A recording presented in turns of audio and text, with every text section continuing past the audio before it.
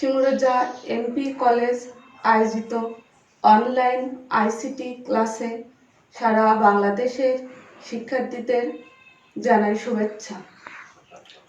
আমরা আবারও ফিরে আসছি আমাদের অনলাইন ক্লাসে। আমাদের আজকের ক্লাসের পাঠ্য বিষয় হচ্ছে ভার্চুয়াল রিয়েলিটি। আমাদের একাদশ শ্রেণীর এই 3টা ক্লাস হচ্ছে। তো প্রথম ক্লাসে আমি তোমাদের শিখিয়েছিলাম বিশ্বগ্রাম সম্পর্কে আলোচনা করছিলাম। বিশ্বগ্রাম কি এবং কিভাবে তার আবিষ্কার, কে আবিষ্কার করলো, আর বিশ্বগ্রাম আমাদের দৈনন্দিন জীবনে কোন কোন ক্ষেত্রগুলোতে কিভাবে আমরা ব্যবহার করছি এবং তা থেকে আমরা কি কি উপকার পাচ্ছি সে সম্পর্কে বিস্তারিত আলোচনা করছিলাম। আজকে আমরা আরেকটি বিষয় নিয়ে আলোচনা করব, ভার্চুয়াল রিয়েলিটি। শিক্ষার্থীরা, তোমরা মাধ্যমিক পর্যায়ে পড়াশুনো করে আজ উচ্চ শিক্ষার জন্য উচ্চ বিদ্যালয়ে পদার্পণ করছো। তোমরা মাধ্যমিক পর্যায়ে আইসিটি সম্পর্কে সম্যক একটু জ্ঞান নিয়ে এই মহাবিদ্যালয়ে এসে উপস্থিত। এখানে আমরা আইসিটি সম্পর্কে ব্যাপক বিস্তারিত আলোচনা করব। তো ভার্চুয়াল রিয়েলিটি আমাদের কাছে সম্পূর্ণ একটি নতুন শব্দ, কিন্তু আমরা দৈনন্দিন জীবনে এই শব্দটি ব্যবহার করে আসছি। যেমন বিশ্বগ্রাম কথাটি আমরা প্রথম জানছিলাম ক্লাসে, কিন্তু বিশ্বগ্রামের ইতিবাচক প্রভাবগুলো আমরা নিয়ে ব্যবহার করে আসছি। ঠিক তেমনি ভার্চুয়াল রিয়েলিটিও আমাদের দৈনন্দিন জীবনে বিভিন্নভাবে ব্যবহৃত হচ্ছে। তো ভার্চুয়াল রিয়েলিটি আসলে কি? বর্তমান সময়ে তথ্য প্রযুক্তি আমাদেরকে এক নতুন পৃথিবীর সন্ধান দিয়েছে। এই পৃথিবী কিন্তু বাস্তব নয়, তবে বাস্তবতার বিভ্রম সৃষ্টিকারী একটি জগৎ। এটি কল্পনার জগৎ, একটি বাস্তব নয় কিন্তু অবাস্তব। তারপরেও এটি একটি আমাদের বাস্তবতার বিভ্রম সৃষ্টিকারী জগৎ। এই জগৎটিকে আমরা বলবো ভার্চুয়াল রিয়েলিটি। ভার্চুয়াল অর্থ কি এবং রিয়েলিটি মানে কি আমাদেরকে প্রথমে সেটি জানতে হবে। তো ভার্চুয়াল মানে হচ্ছে কল্পনা, অর্থাৎ অবাস্তব। লিখি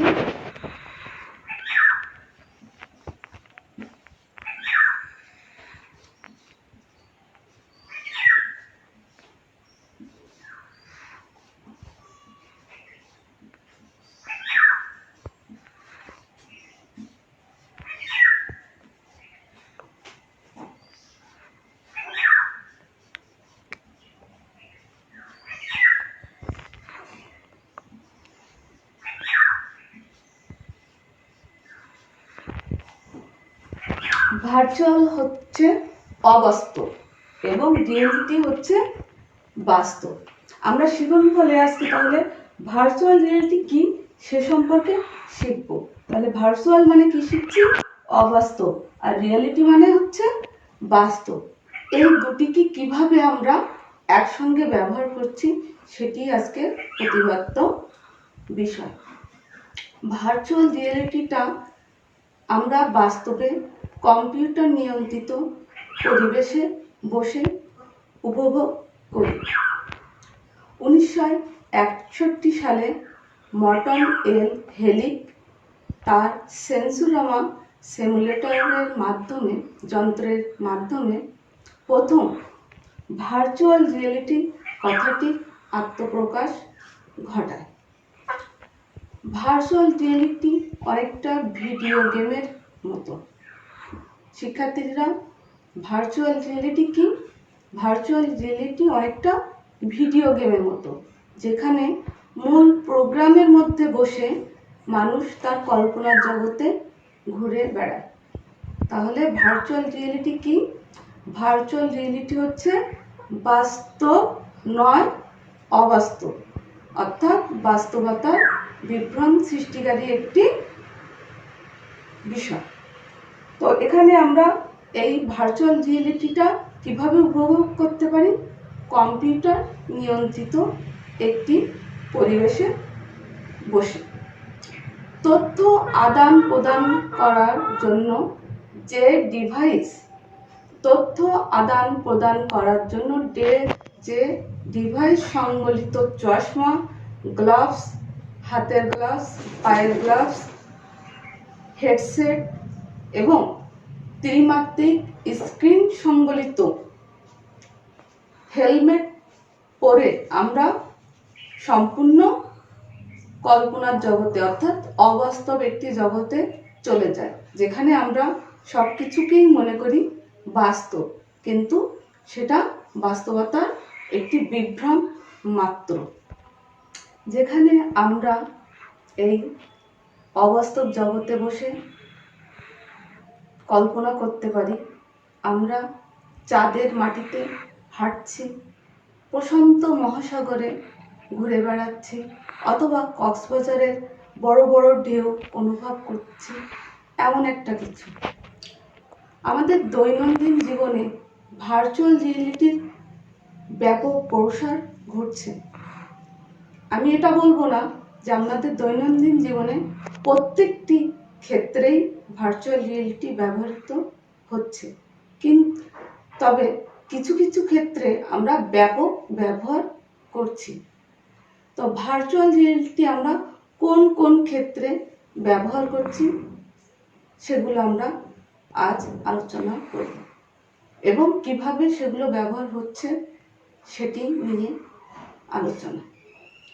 যেমন সামরিক ক্ষেত্রে সেনা, নৌ ও বিমান প্রশিক্ষণের ক্ষেত্রে ভার্চুয়াল রিয়েলিটির ব্যাপক প্রসার ঘটছে।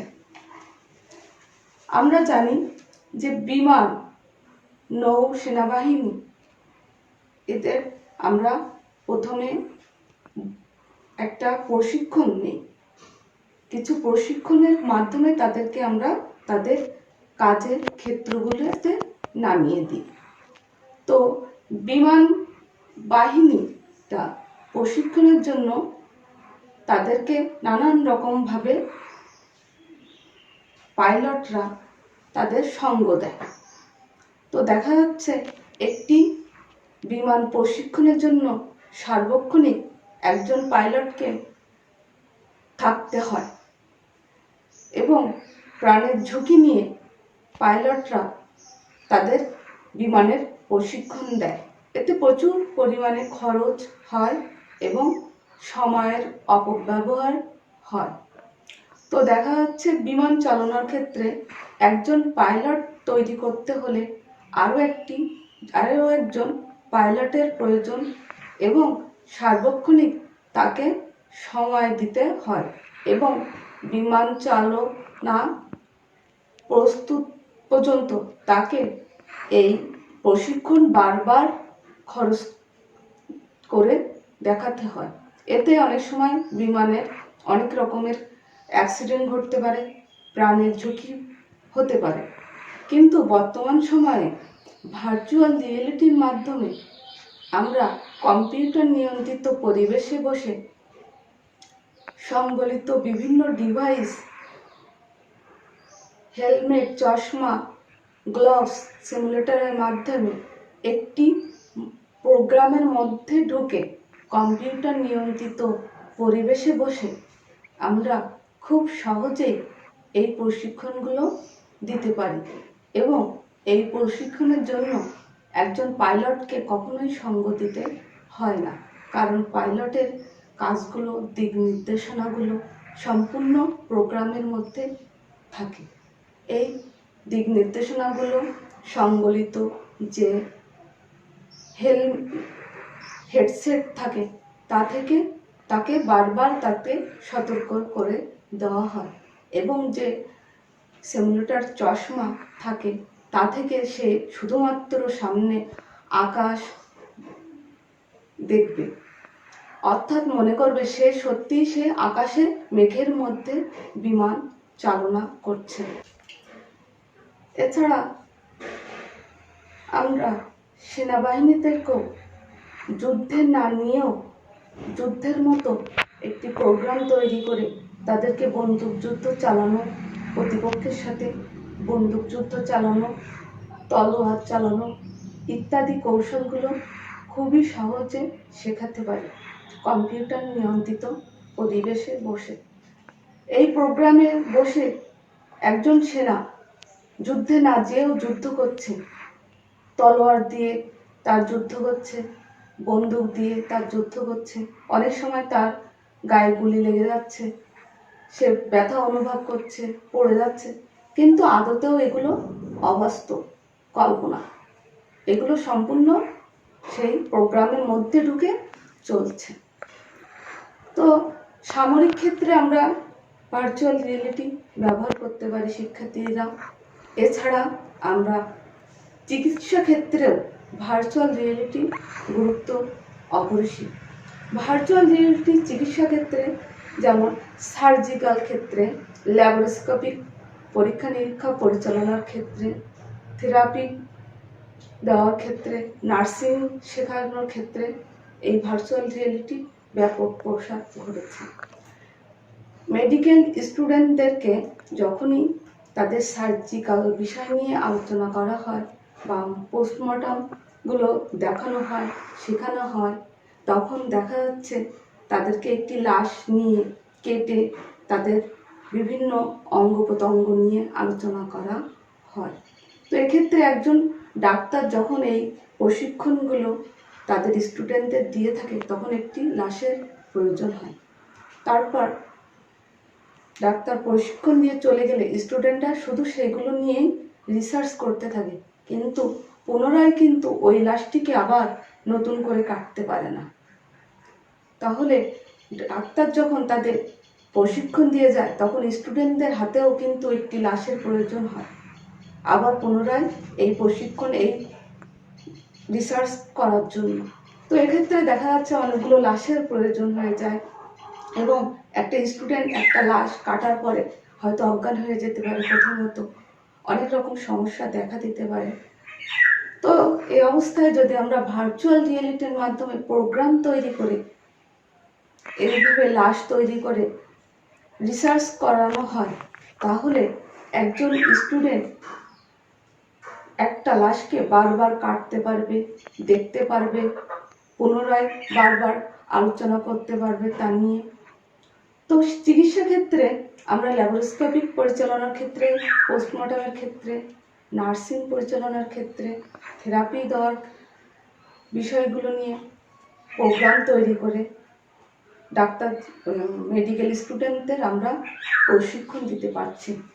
এই প্রশিক্ষণগুলো বা এই বিষয়টি হয়তো সারা পৃথিবীতে কিছু কিছু দেশ হয়তোবা করছে, কিছু কিছু দেশ হয়তোবা করছে না, কিন্তু অদূর ভবিষ্যতে সমগ্র দেশে পৃথিবীর মধ্যে এই ভার্চুয়াল রিয়েলিটি ব্যবহার ঘটবে।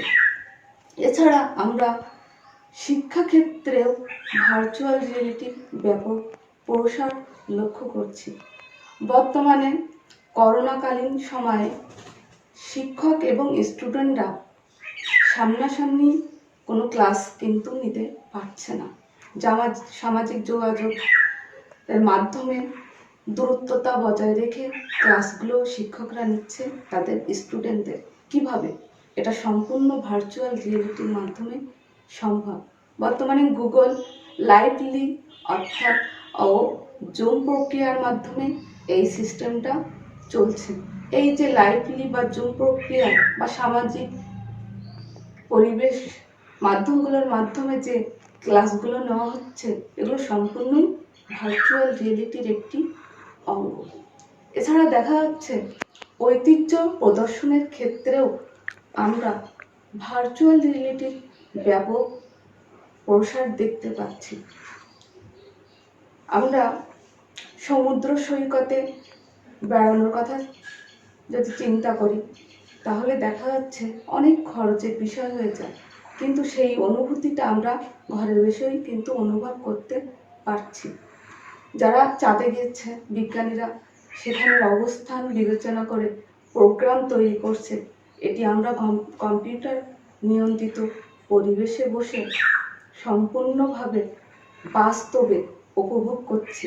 একটি কল্পনার একটি সংবেদনশীল প্রাণবন্ত ছবি কম্পিউটার নিয়ন্ত্রিত পরিবেশে বসে উপভোগ করছি। কিভাবে সম্ভব হচ্ছে এটি? সম্পূর্ণ ভার্চুয়াল রিয়েলিটির মাধ্যমে। এছাড়া ব্যবসা বাণিজ্য ক্ষেত্রেও কিন্তু আমরা ভার্চুয়াল রিয়েলিটির ব্যাপক প্রসার দেখতে পাচ্ছি। বর্তমানে সময়ে ব্যবসা বাণিজ্য যারা করছেন ব্যবসায়ীরা, তারা তাদের দ্রব্য মূল্যগুলো অনলাইন সেমিনারের ব্যবস্থা করে দ্রব্যের গুণগত মান সম্পর্কে আলোচনা করছে, সেমিনার দেখাচ্ছেন। এর ফলে ব্যবসায়ীরা ঘরে বসে অনলাইনের মাধ্যমে ক্রয় বিক্রয় করছে। এটি সম্পূর্ণ কিন্তু ভার্চুয়াল রিয়েলিটির মাধ্যমে সম্ভব হচ্ছে। তাহলে আমরা ভার্চুয়াল রিয়েলিটি কোন কোন ক্ষেত্রে না ব্যবহার করছি? বর্তমান সময়ে আমরা প্রায় অধিকাংশ ক্ষেত্রগুলোতে এই ভার্চুয়াল রিয়েলিটি প্রযুক্তির মাধ্যমে ব্যবহার করে আসছি। ভার্চুয়াল রিয়েলিটি বা অন্যান্য প্রযুক্তির মতো ভার্চুয়াল রিয়েলিটিরও যেমন কিছু ইতিবাচক দিক আছে, তেমনি কিছু নেতিবাচক প্রভাবও কিন্তু আছে। কল্পনার রাজ্যে বিচরণ, নেতিবাচক দিক।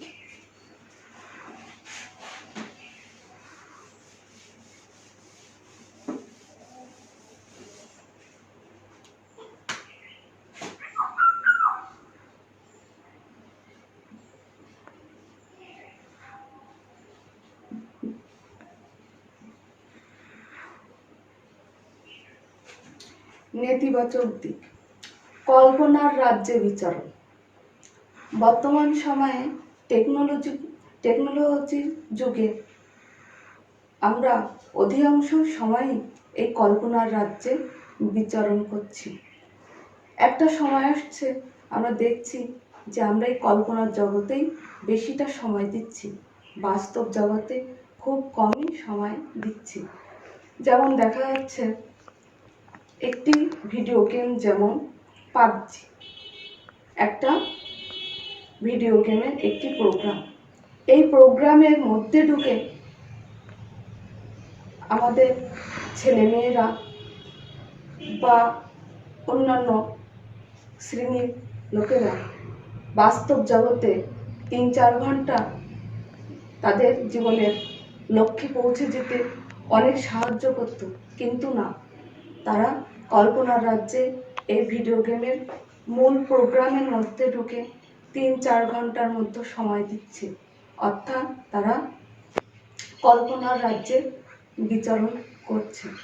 বিজ্ঞানীদের এমন প্রসার, বর্তমানে এমন প্রসার যদি ঘটে থাকে, আরো প্রসার যদি হয়ে থাকে, তাহলে অদূর ভবিষ্যতে দেখা যাবে যে আমরা কল্পনার রাজ্যেই বেশি সময় দিয়ে থাকব এবং কল্পনার রাজ্য বাস্তব জগৎ এবং অবাস্তবকে আমরা গুলিয়ে ফেলব এবং টেকনোলজি দ্বারা আমরা নিজেরাই চালিত হতে থাকব।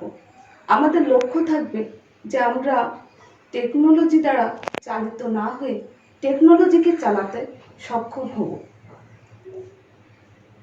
এছাড়া ভার্চুয়াল রিয়েলিটির মাধ্যমে আমাদের অনেক রকমের ক্ষতি সাধন হচ্ছে। যেমন বললাম ভিডিও গেম পাবজি, এটি আমরা দেখছি, লক্ষ্য করছি যারাই খেলে তারা কিন্তু ইয়ারফোন নিয়েই খেলা করে। এর ফলে আমাদের চোখের সমস্যা হচ্ছে, কানের সমস্যা হচ্ছে, এছাড়া মনুষ্যত্বহীনতার কথাও আমরা বলতে পারি। বর্তমান সময়ে টেকনোলজির কারণে মানুষের মধ্যে মনুষ্যত্বহীনতার ব্যাপক প্রভাব লক্ষ্য করা যাচ্ছে। যদি ভার্চুয়াল রিয়েলিটি বিজ্ঞানীদের ধারণা অনুযায়ী এমনিভাবে বিস্তৃতি লাভ করতে থাকে, তাহলে অদূর ভবিষ্যতে মানুষ বাস্তব জীবনের সঙ্গীত থেকে ভার্চুয়াল সঙ্গীতের উপর বেশি প্রভাবিত হয়ে পড়বে এবং অদূর ভবিষ্যতে মানুষের মনুষ্যত্ব লোপ পাবে। মানুষ অনেক সময় বাস্তব সঙ্গী ছাড়াই অবাস্তব সঙ্গী নিয়ে ব্যস্ত থাকবে। তো আমরা জানি যে যে কোনো দিক, যে কোনো জিনিসের ইতিবাচক এবং নেতিবাচক সব রকম দিকই থাকে। তো আমরা আমাদের বাস্তব জীবনে যেটুকু প্রয়োজন, অবাস্তবতাকে ধরে আমাদের উন্নতির স্বর্ণশিখরে ওঠার, আমরা সেটুকুই শিখব, জানব এবং নেতিবাচক দিকগুলো পরিহার করব। তো এই পর্যায়ে শিক্ষার্থীরা আমরা ভার্চুয়াল রিয়েলিটি সম্পর্কে কি জানতে পারলাম। আমরা ভার্চুয়াল রিয়েলিটি সম্পর্কে ক্লাসে ভার্চুয়াল রিয়েলিটি কি সে সম্পর্কে শিখতে পাচ্ছি। ভার্চুয়াল রিয়েলিটির ইতিবাচক ও নেতিবাচক দিক সম্পর্কে ব্যাখ্যা দিতে পারলাম। ভার্চুয়াল রিয়েলিটির ব্যাপকতা সম্পর্কে বিশ্লেষণ করলাম। তো আমাদের ক্লাস এ পর্যন্তই। আমার ক্লাস আজ এ পর্যন্ত। আগামী দিন আমরা অন্য নিয়ে আলোচনা করব। সকলকে ধন্যবাদ।